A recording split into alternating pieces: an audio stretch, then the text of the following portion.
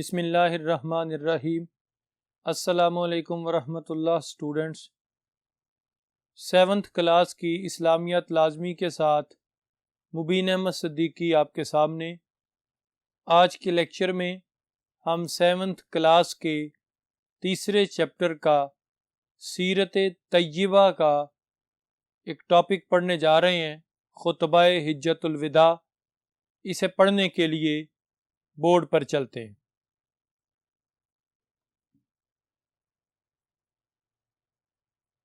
Students, board ہمارے سامنے ہے۔ بورڈ پر ہمارا ٹاپک ہے خطبہ حجۃ الوداع۔ یہ ہمارا تیسرا چیپٹر ہے سیرت طیبہ صلی اللہ تعالی علیہ وسلم کا۔ ہمیں سوال کیا کہ خطبہ حجۃ الوداع کا پس منظر بیان کریں اپنے الفاظ کے اندر۔ حضور صلی اللہ تعالی علیہ وآلہ وسلم مکۃ المکرمہ سے ہجرت فرما کے مدینۃ المنورہ تشریف لائے، اور آہستہ آہستہ اسلام پورے عرب کے اندر پھیل گیا۔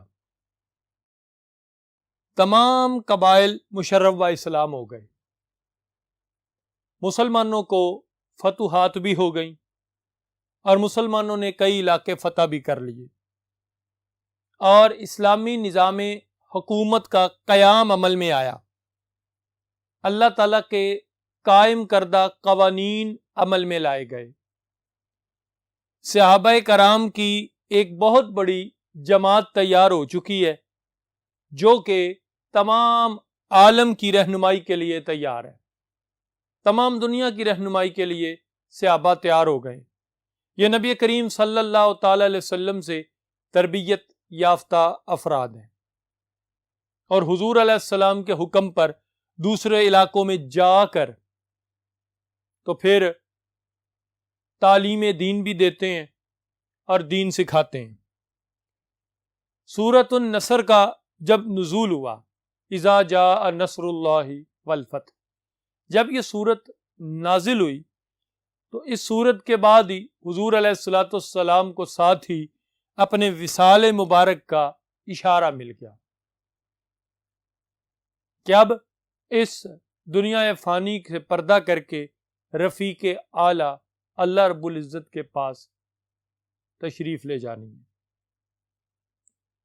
جب اس بات کا اشارہ مل گیا تو حضور علیہ الصلوۃ والسلام نے تمام قبائل کے اندر حج کا اعلان فرمانے کا حکم دیا کہ لوگوں، نبی کریم صلی اللہ تعالی علیہ وسلم حج کا ارادہ فرما رہے ہیں، اور ذی الحج کے ماہ مقدس میں حضور علیہ الصلوۃ والسلام نے حج کرنا ہے۔ جو قبائل، جو مسلمان رسول اللہ صلی اللہ علیہ وسلم کی غلامی میں، آپ کی نگرانی میں، آپ کی معیت، آپ کے ساتھ حج کرنا چاہتے ہیں، وہ مدینہ شریف تشریف لے آئیں۔ یہ اعلان ہوا، جوک در جوک قبیلے اور لوگ کثرت سے مدینۃ المنورہ میں جمع ہونے لگے۔ ایک کثیر تعداد مدینۃ المنورہ میں جمع ہو گئی۔ 1,14,000 مسلمان مدینہ میں جمع ہو چکے ہیں، اور نبی کریم صلی اللہ علیہ وسلم نے روانگی کا ارادہ فرمایا۔ حضور صلی اللہ تعالی وسلم 26 ذی-القعدہ کو مدینۃ المنورہ سے حج کے ارادے سے روانہ ہوتے ہیں۔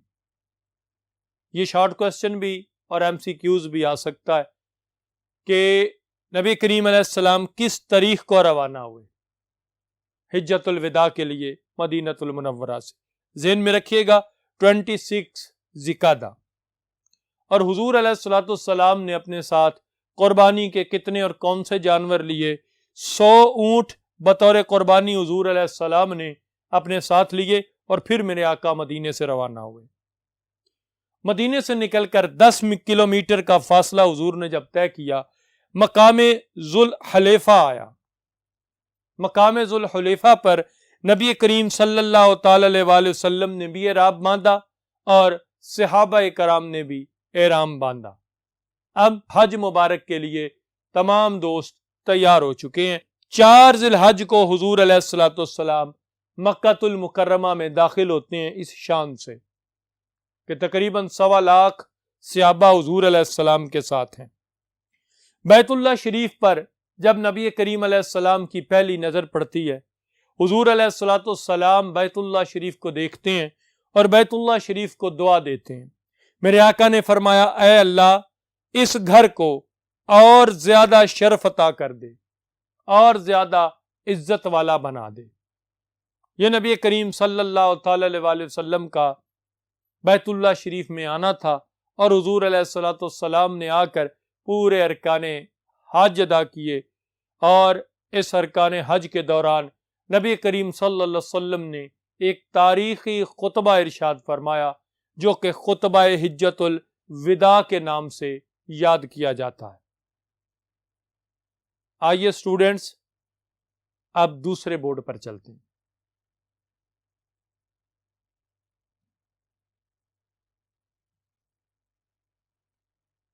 اسٹوڈنٹس ہم دوسرے بورڈ کو دیکھ رہے ہیں، دوسرا بورڈ ہمارے سامنے ہے۔ ہمارا کوشچن ہے آگے، عورتوں کے حقوق و فرائض کے بارے میں نبی کریم صلی اللہ تعالی علیہ وسلم نے کیا ارشاد فرمایا حجت الوداع کے موقع پہ؟ اس کا آنسر دیکھیے گا۔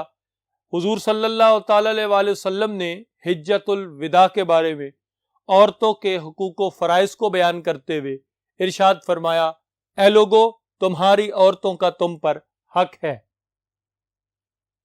اور تمہارا ان پر حق ہے، یعنی شوہروں کا بیویوں پر حق ہے اور بیویوں کا ان کے شوہروں پر حق ہے۔ اب عورتوں کا تم پر کیا حق ہے؟ فرمایا کہ وہ اپنے بستر کو کسی دوسرے مرد سے پامال نہ کریں، تمہاری اجازت کے بغیر کسی شخص کو گھر میں نہ آنے دیں جسے تم ناپسند کرتے ہو۔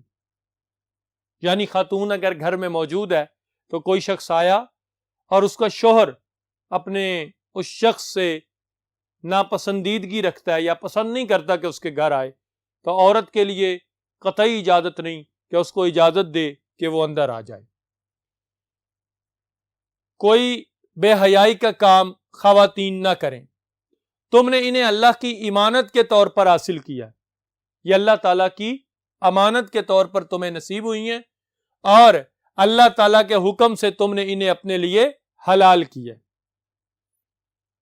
عورتوں کے معاملے میں اللہ تعالیٰ سے ڈرتے رہو، میں تمہیں عورتوں کے معاملے میں اللہ تعالیٰ سے ڈراتا ہوں، اور ان کے ساتھ بھلائی کا سلوک کرو، ان کے ساتھ نیک سلوک کرو۔ نیکسٹ ہمارا کوشچن ہے، اسلامی مساوات کی اہمیت کے بارے میں حجت الوداع کے حوالے سے بیان کریں۔ نبی کریم صلی اللہ تعالی علیہ وسلم کی آمد سے قبل دنیا اندھیروں میں ڈوبی ہوئی تھی، لوگوں کے مختلف طبقے بنے ہوئے تھے، مختلف گروہ بنے ہوئے تھے، غلام اور آقا کے درمیان برابری کا تصور نہیں تھا، اونچ نیچ کا تصور تھا، سرداروں کے ساتھ گفتگو کا حق لوگوں کو حاصل نہیں تھا، کوئی شخص سردار سے بات نہیں کر سکتا تھا، خوف زدہ رہتا تھا۔ اختلافات کا خاتمہ کیا نبی کریم صلی اللہ تعالی علیہ وسلم نے۔ حضور علیہ السلام نے تمام اختلافات حجت الوداع کے موقع پر مٹا دیے، اور نبی کریم صلی اللہ علیہ وسلم نے حجت الوداع کے موقع پہ برابری کا درس دیا، اور حضور علیہ السلام نے فضیلت اور بزرگی کا معیار صرف اور صرف تقوی کو قرار دیا۔ اور کمال عروج دیکھیں کہ حضور علیہ السلام نے ایک ہی صف میں شاہ و گدا کو کھڑا کر دیا، ایک ہی صف میں کھڑے ہو گئے محمود و ایاز، نہ کوئی بندہ رہا نہ کوئی بندہ نواز، یہ کیفیت پیدا ہو گئی۔ اس کے بعد گورے اور کالے کے فرق کو نبی کریم صلی اللہ تعالی علیہ وسلم نے مٹا دیا۔ اسٹوڈنٹس شاید آپ کو ارشاد یاد ہو کہ نبی کریم صلی اللہ علیہ وسلم نے فرمایا، کسی عربی کو اجمی پر، کسی اجمی کو عربی پر، کسی گورے کو کسی کالے پر، اور کسی کالے کو کسی گورے پر کسی قسم کی کوئی فضیلت نہیں کوئی فوقیت نہیں۔ اللہ کے ہاں عزت اور فضیلت کا معیار صرف تقوی اور پرہیزگاری ہے، یعنی اللہ تعالیٰ صرف متقی لوگوں کو پسند کرتا ہے، متقی لوگ ہی اللہ کے زیادہ قریب ہوتے ہیں۔ نیکسٹ کوشچن دیکھتے ہیں کہ جان و مال اور عزت کی اہمیت کے بارے میں حجۃ الوداع میں کیا بیان کیا گیا۔ جان و مال اور عزت کی حفاظت اور ضمانت نہیں تھی اسلام سے پہلے، نہ کسی کی جان محفوظ، نہ کسی کا مال محفوظ۔ غربا امیروں کے رحم و کرم پر ہوا کرتے تھے، یعنی امیر لوگ جس طرح چاہتے تھے وہ غریبوں سے سلوک کیا کرتے تھے۔ قتل عام جاری تھا، جو جس کو چاہتا طاقتور ہوتا وہ کسی کمزور کا قتل کر دیتا، اور کوئی پوچھنے والا بھی نہ ہوتا تھا۔ نہ ختم ہونے والی لڑائیاں اور جنگیں چل پڑتی تھیں۔ یہ وہ صورتحال ہے جس کی کیفیت بڑی عجیب ہے کہ کبھی گھوڑا آگے بڑھانے پہ جھگڑا اور کبھی پانی پینے پلانے پہ جھگڑا۔ جس وقت لڑائی ہوتی تو وہ لڑائیاں ایسی چلتی کہ وہ 100 سال تک جاری رہتی، کئی سال اور کئی نسلیں ان لڑائیوں میں ختم ہو جاتے۔ اس کے بعد جو جس کا مال چاہتا تھا چھین لیتا تھا۔ کیوں؟ کہ طاقتور ہوتا نا تو غریب کا مال چھین لیتا، چودھری ہوتا تو وہ غریب شخص کی زمین پر قبضہ کر لیتا، کوئی پوچھنے والا نہیں تھا۔ قانون نام کی کوئی چیز بھی موجود نہیں تھی۔ عزت اور آبرو کا محفوظ نہ ہونا، یعنی کسی کی عزت اور آبرو بھی محفوظ نہیں تھی۔ نبی کریم صلی اللہ تعالی علیہ وسلم جب تشریف لائے تو حضور صلی اللہ تعالی علیہ وسلم نے لوگوں کی عزتوں کو بھی محفوظ کر دیا، ایک دوسرے کے خون کو بھی ایک دوسرے کے لیے حرام قرار دے دیا۔ ارشاد فرمایا تمہارے خون تم پر حرام ہے، کوئی کسی کو بیجا قتل نہیں کر سکتا، تمہارے مال حرام ہے، بغیر اجازت کسی کی چیز کوئی لے نہیں سکتا، تمہاری عزت دوسروں پہ حرام ہے، یعنی کوئی بغیر کسی وجہ کے کسی کو بے عزت نہیں کر سکتا، کیونکہ یہ دین اسلام کی تعلیم ہے، ہر ایک کی عزت ہے، ہر ایک کی عظمت ہے۔ اگر بیٹا آپ کے گھر کوئی کام کرنے والا ملازم ہے، اس کی بھی ایک عزت ہے، اس کا بھی احترام کرنا بطور انسانیت آپ پر فرض ہے، اور یہی چیز نبی کریم صلی اللہ علیہ وسلم نے بیان فرمائی۔ کیوں کہ صحت مند معاشرے جو ہے اس کا قیام اسی وقت عمل میں آتا ہے جب معاشرے میں امن و سکون پیدا ہو، معاشرے میں راحت اور آرام پیدا ہو، عدل و انصاف کا دور دورہ ہو، اور معاشرہ وہ لوٹ گھسوٹ سے ان تمام باتوں سے محفوظ ہو۔ اور ایسا ہی معاشرہ نبی کریم صلی اللہ علیہ وسلم نے مدینۃ المنورہ میں قائم کیا۔ آئیے اسٹوڈنٹس تیسرے بورڈ پر چلتے ہیں۔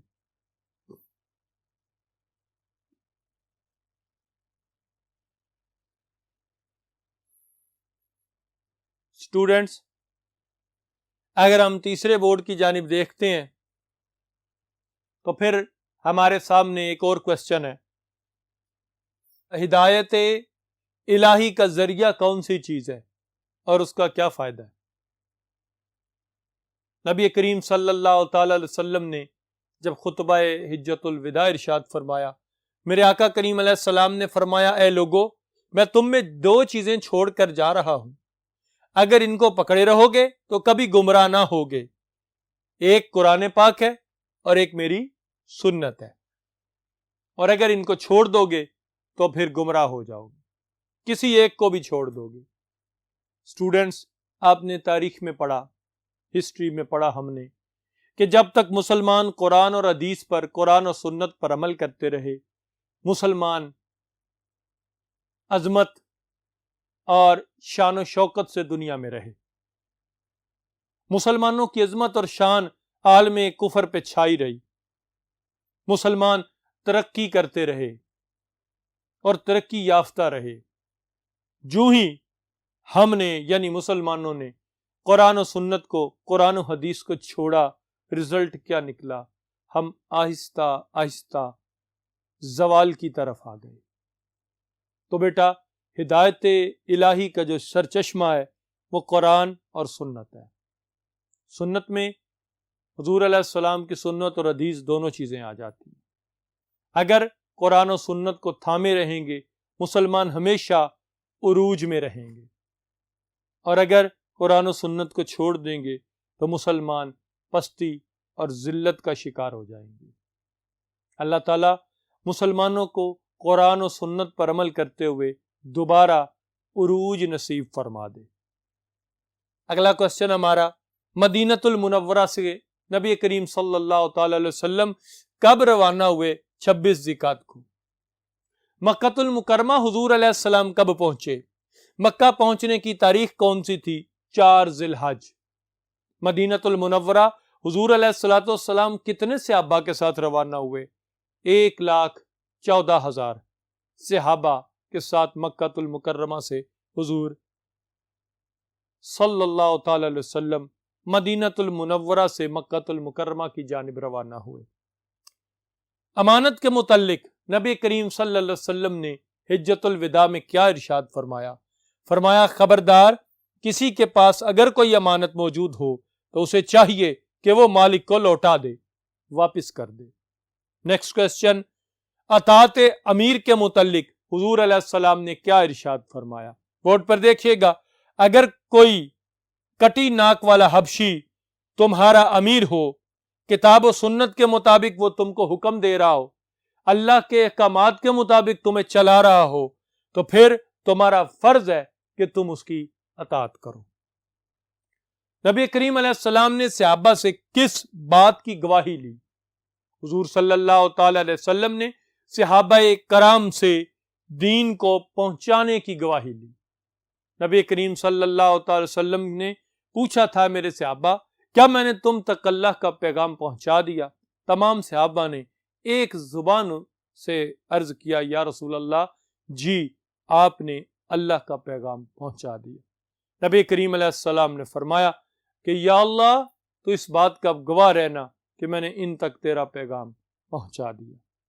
یہ خطبہ حجۃ الوداع کے آخری الفاظ تھے جو میرے آقا کریم صلی اللہ علیہ وسلم نے ادا فرمائے، اور حضور علیہ السلام جس اونٹنی پر سوار تھے اس کا نام قصوہ تھا۔